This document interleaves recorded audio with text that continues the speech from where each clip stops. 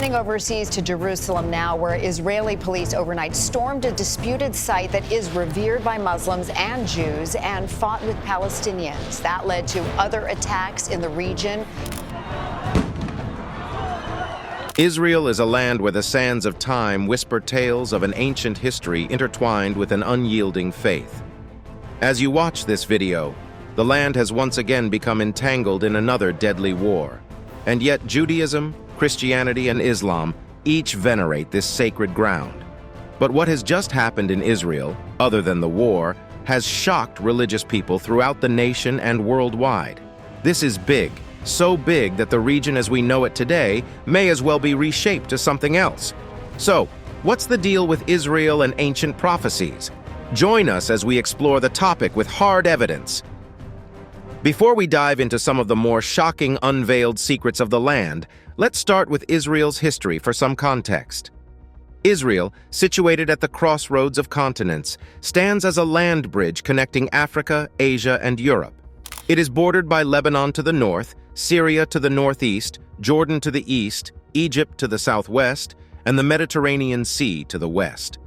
This strategic location has historically made Israel a significant hub for trade, culture, and civilization. The historical roots of Israel dig deep into the annals of antiquity, presenting a tale of enduring civilizations, empires rising and falling, and the resilience of a people deeply connected to their land. Evidence of human settlement in the region dates as far back as the Paleolithic era.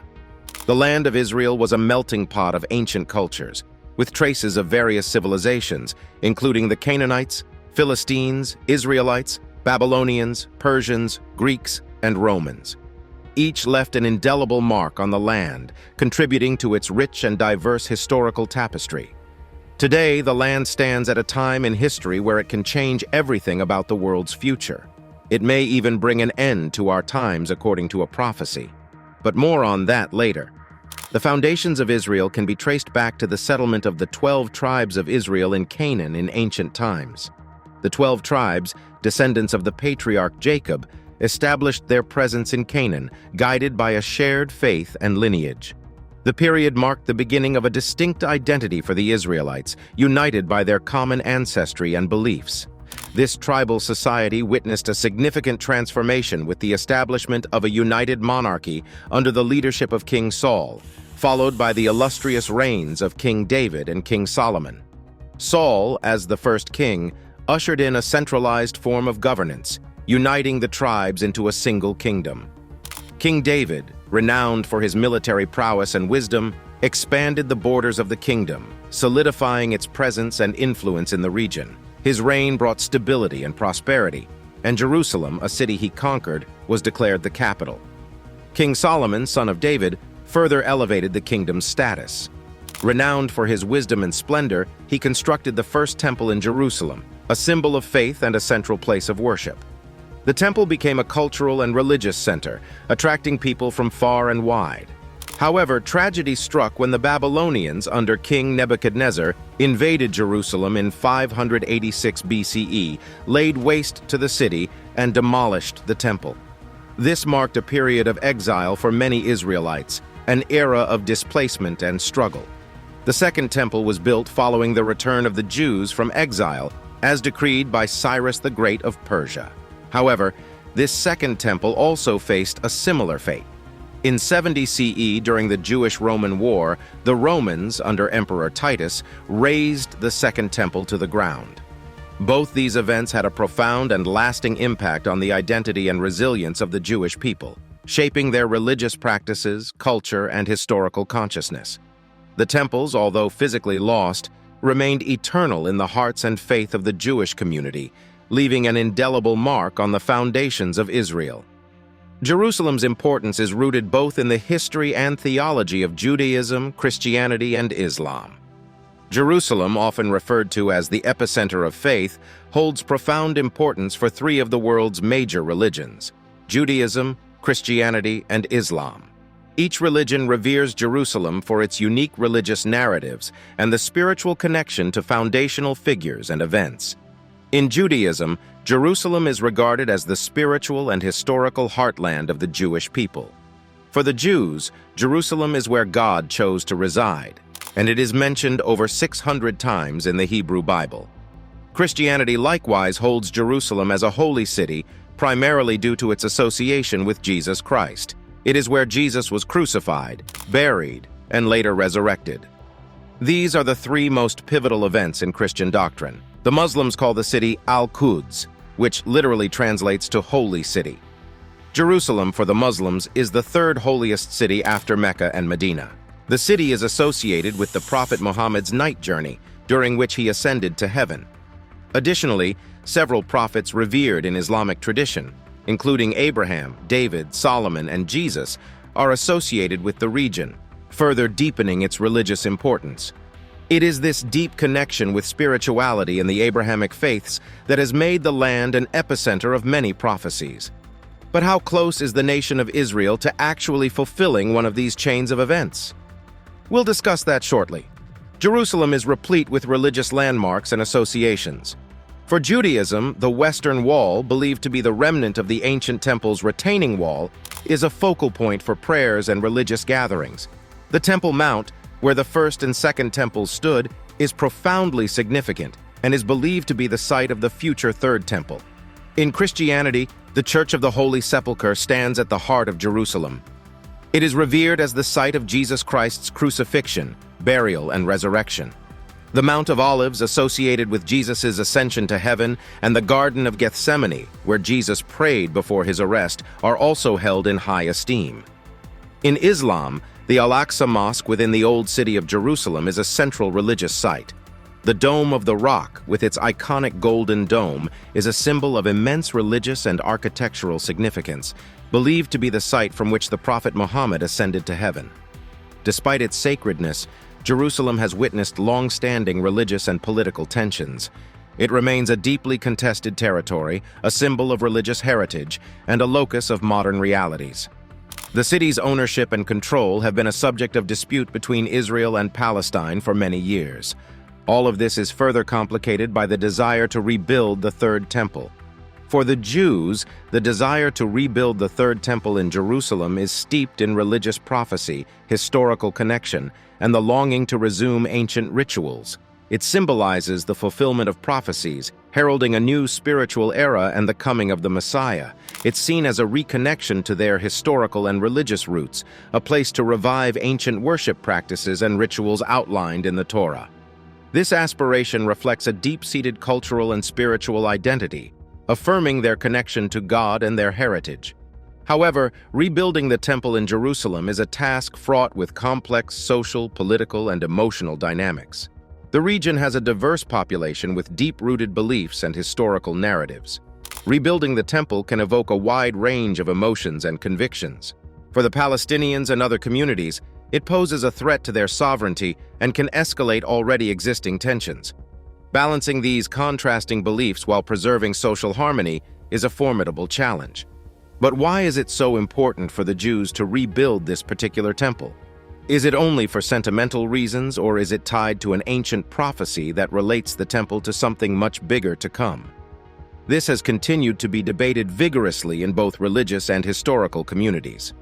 For now, the political landscape surrounding the Temple Mount is also equally intricate. It is a territory claimed by both Israelis and Palestinians, making any development on it a highly sensitive and potentially contentious issue. Negotiating a peaceful and acceptable solution that accommodates the rights and sentiments of all parties is an arduous task, demanding diplomatic finesse and international collaboration. But the problems don't end there. The region surrounding the Temple Mount is a treasure trove of archaeological sites. Any construction on this historically and archaeologically rich land would raise concerns about the potential damage to invaluable artifacts and historical remains. Excavations and building activities could disturb and potentially destroy archaeological evidence that sheds light on ancient civilizations and their way of life. One could say that trying to rebuild the temple may ironically further distance the Jews from the history they so desperately wish to reconnect with. Additionally, the environment in and around Jerusalem is a critical concern. The region has its own unique ecosystem, and uncontrolled development for the purpose of rebuilding the temple could disrupt this delicate balance. Displacement of rare and endangered species, soil erosion, and disturbance to natural habitats are among the environmental issues that must be taken into account and addressed responsibly. Not to mention that rebuilding the temple challenges the religious beliefs and practices of other faiths in the region, particularly Muslims who have their own sacred structures on the Temple Mount. This further fuels the existing historical and religious disputes over the rightful ownership and usage of the land. Addressing these religious diversity concerns while respecting the rights and beliefs of all faiths is a delicate task. It necessitates fostering interfaith dialogue, building bridges of understanding, and ensuring that any developments consider and respect the religious heritage and sentiments of all communities involved. Despite the challenges, the Israelis have made preparations of their own, too. The Sanhedrin, a Jewish religious council re-established in 2004, has been at the forefront of the efforts to rebuild the temple in Jerusalem. Their primary goal is to revive Jewish law and temple services, laying the groundwork for the eventual construction of the Third Temple. In this regard, one of their key initiatives involves cultivating farms and forests to recreate environmental conditions reminiscent of ancient Israel. This endeavor is aimed at replicating the natural setting and agricultural practices that were prevalent during the time of the original temples. The Sanhedrin aims to create an enabling environment conducive to the rituals and ceremonies that will take place in the rebuilt temple. The Sanhedrin is also working on cultivating farms and forests. Certain plants hold immense importance in Jewish rituals and ceremonies, making agriculture a critical component of temple activities. The Sanhedrin ensures that farms are carefully cultivated, adhering to strict regulations to recreate the agricultural conditions of ancient Israel. Forests are also cultivated as they are seen as a vital part of the ecological balance of the region. Recreating the natural habitat and biodiversity of ancient times is a priority, and the careful cultivation of farms and forests plays a role in achieving this objective. Preparations for the rebuilding of the temple also extend to training the Kohanim, who are members of the priestly class in Jerusalem. The Kohanim are descendants of Aaron, the brother of Moses, and hold a unique role within the Jewish community. They are responsible for performing rituals and ceremonies in the temple. In anticipation of the temple's reconstruction, the Sanhedrin has taken steps to train the Kohanim. This training involves instructing them in the use of the equipment associated with the old and new temples and altars, as well as educating them on burnt offerings and performing the rituals that will be central to temple services.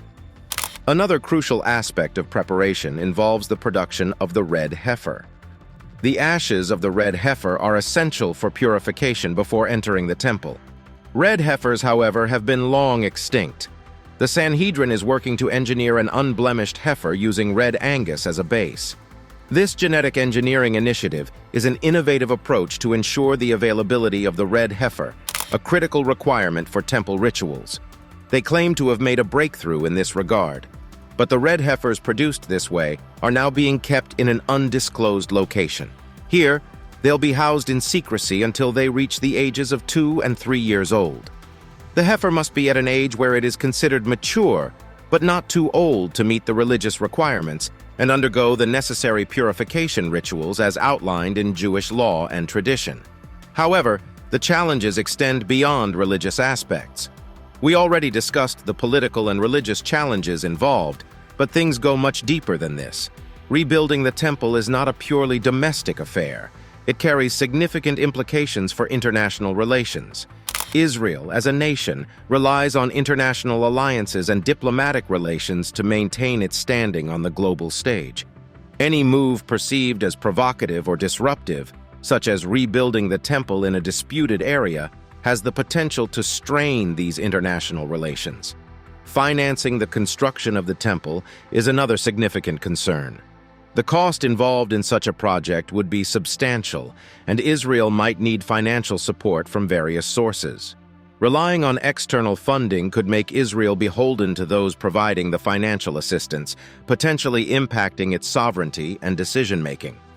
Moreover, some nations might see such a project as an affront to peace efforts and a source of potential instability in an already volatile region.